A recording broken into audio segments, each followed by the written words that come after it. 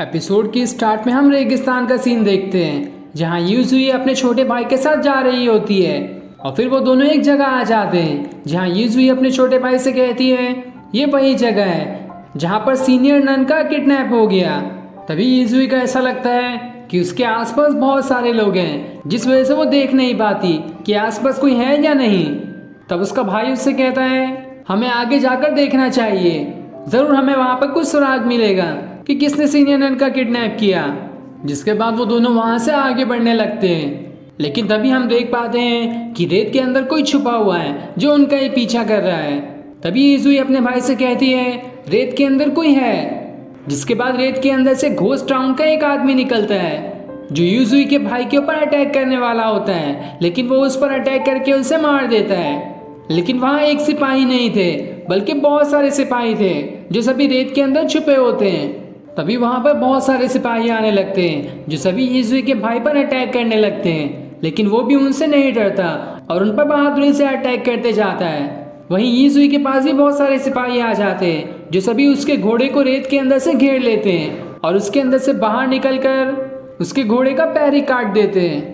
जिसके बाद वो यूजुई पर अटैक करने उसकी तरफ बढ़ते हैं, लेकिन यूजुई भी कम नहीं थी। वो उनके ऊपर एक ऐसा अटैक करती है जिस वजह से दो सिपाही ढेर हो जाते हैं। तब यूजुई का भाई भी उसके पास आ जाता है और वो दोनों एक साथ खड़े होकर सभी से लड़ने के लिए तैयार हो जाते हैं। लेकिन तभी उनके सामने रेत का बहुत बड़ा तूफान आने लगता है जो सभी घोस्ट कैपिटल के सिपाहियों ने बनाया था। ये देखकर वो दोनों हैरान हो जाते हैं, लेकिन तब भी यूजुई का छोटा भाई उन पर अटैक करने जाता है, लेकिन वो सारे सिपाही उन दोनों को पिंजरे में कैद करने वाले होते हैं। पर इससे पहले कि वो उसे पिंजरे में कैद करते हैं वहां पर लिन आ जाती है जिसके साथ यूकुन भी होता है और वो दोनों मिलकर सारे सिपाहियों पर अटैक कर देते हैं, जिस वजह से सारे सिपाही मारे जाते हैं, जिस वजह से यूजुई और उसका छोटा भाई बच जाते हैं। तब यूजुई अपने छोटे भाई से लिन और यूकुन का इंट्रोडक्शन करवाती है।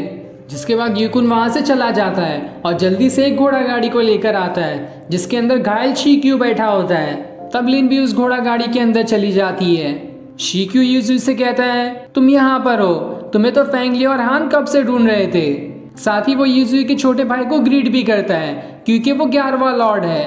वो उससे कहता है मुझे माफ कर देना, मैं बाहर आकर तुम्हें ग्रीट नहीं कर सकता क्योंकि मेरे अंदर पॉइजन डाला गया था। जिस वजह से यूजुई का छोटा भाई उसे माफ कर देता है। शीक्यू यूजुई से कहता है तुम्हें भी हमारे साथ चलना चाहिए, जिस पर यूजुई मान जाती है।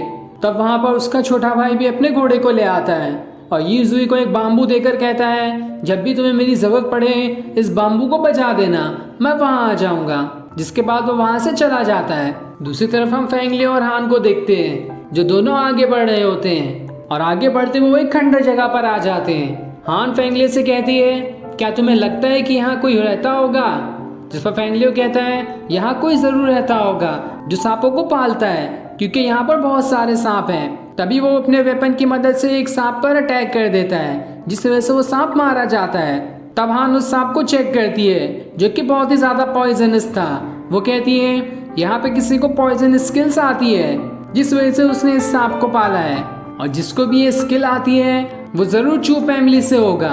और फिर फेंगली हान से कहता है तो ठीक है चलो हम उससे मिलते हैं जिसे तुम्हारे फैमिली वाली स्किल आती है और वो जरूर तुम्हारा कोई रिश्तेदार ही होगा। जिसके बाद वो दोनों वहां से आगे बढ़ने लगते हैं। दूसरी तरफ हम जी किंग नाम के आदमी को देखते हैं जिसके गले में सांपों का हार होता है और यही हान की फैमिली में से है जिसको पॉइजनस स्किल आती है। वो बांसुरी बजाकर सारे सांपों को अपने तरफ बुला रहा होता है। जिसके बाद जी किंग के पास एक सांप आता है, वो उससे अपने हाथ को कटवा लेता है, लेकिन इससे वो नहीं मरता, जो देखकर वो एकदम गुस्सा हो जाता है क्योंकि उसके अंदर पॉइजन ब्लड है। अगर उसका पॉइजन ब्लड ज्यादा पावरफुल होता तो उसे सांप काटने की वजह से सांप ही मर जाता, लेकिन वो सांप नहीं मरा क्योंकि अभी जी किंग को और ज्यादा ट्रेनिंग की जरूरत है। तब वहां पर हान आती है जो उससे कहती है तुम्हें 9 लेवल के पॉइजन स्किल की जरूरत पड़ेगी, तब जाकर कोई सांप अगर तुम्हें काटेगा तो वो सांप ही मर जाएगा।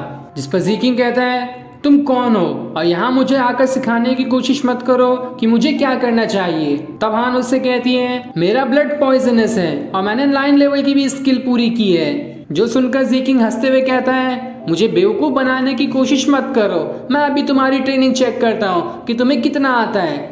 जिसके बाद वो सांपों को कंट्रोल करते हुए हान की तरफ भेज देता है, लेकिन हान के भी पॉइजनस होने की वजह से वो सांप उससे डरते हुए उसके बाजू से ही गुजर जाते हैं, जिसके बाद हान ज़ीकिंग के पास आ जाती है, जो देखकर ज़ीकिंग एकदम हैरान हो जाता है और फिर वो उससे पूछता है, मैंने सुना था कि मेरी माँ चू की जो बेटी है सिर्फ वही एक इंसान है जिसने 9 लेवल की स्किल पूरी की है, तो इसका मतलब तुम मेरी बहन हो। क्या तुम सच में मेरी बहन हो क्या? जिस पर हान कहती है, तुम बिल्कुल ठीक सुन रहे हो, मैं तुम्हारी बहन हूँ। चू ने मुझे तुम्हारे बारे में बताया था। लेकिन ज़ीकिंग उससे कहता है, तुमने और चू ने टॉम अटैकिंग ग्रुप का साथ दिया, जिस वजह से तुम हमारे लिए एक गद्दार हो और तुम्हारी वजह से टॉम गार्डियन ग्रुप का नाम खराब हो गया है।